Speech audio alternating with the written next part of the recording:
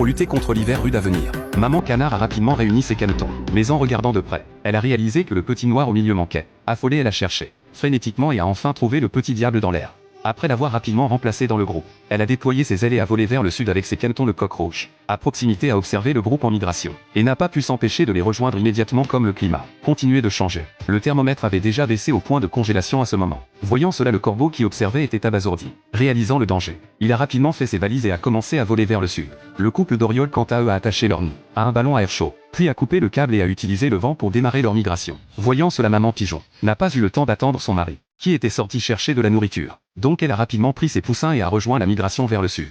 Aussi pressé était le petit oiseau jaune coincé dans une cage. Sentant de s'échapper, il a simplement saisi la cage et a démarré. Cependant, par rapport à cela, le coucou avait encore pire, tous les bagages étaient empilés sur son dos. Et il y avait même ceux qui avaient dépensé une fortune pour louer un taxi. Mais au contraire, le canard qui a fait de l'autostop dans un avion était manifestement plus économique à ce moment. Deux petits oiseaux bleus ont vu le canard devant eux et ont voulu aussi faire de l'autostop. Mais inattendument, dès qu'ils se sont assis, ils ont été jetés par le canard. Certes, faire de l'autostop en vol est aussi un art. Mais par rapport à ceux qui étaient déjà partis, le coucou oublié dans la cage avait encore pire. Sans surprise, il ne survivra pas cet hiver. Aussi resté à ne pas partir était le couple de canards sauvages. Ils sont restés ici pendant un mois, pour éclore le petit qui était sur le point de sortir de son œuf. Voyant qu'il n'y avait toujours aucun mouvement, papa canard a immédiatement pris la bougie pour vérifier à l'intérieur de l'œuf. Inattendument, le petit était allongé à l'intérieur en train de dormir et, trouvant la lumière aveuglante, a même baissé un petit rideau. Avec le temps, l'hiver rude était déjà arrivé. Mais même si le petit canard à l'intérieur de l'œuf avait une bouteille chaude, il ne sortait toujours pas. Voyant cela, papa canard a perdu patience de colère. Il a immédiatement enfoncé une allumette dans la coquille puis allumé l'allumette et l'a laissé brûler à l'intérieur. Certes, sa méthode a fonctionné. Le petit canard en douleur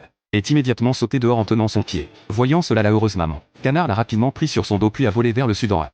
Il devait atteindre la frontière chaude avant l'arrivée de la tempête de neige. Heureusement, peu après avoir démarré le vol, ils ont enfin rattrapé le groupe en migration et ont traversé la frontière chaude. Frontière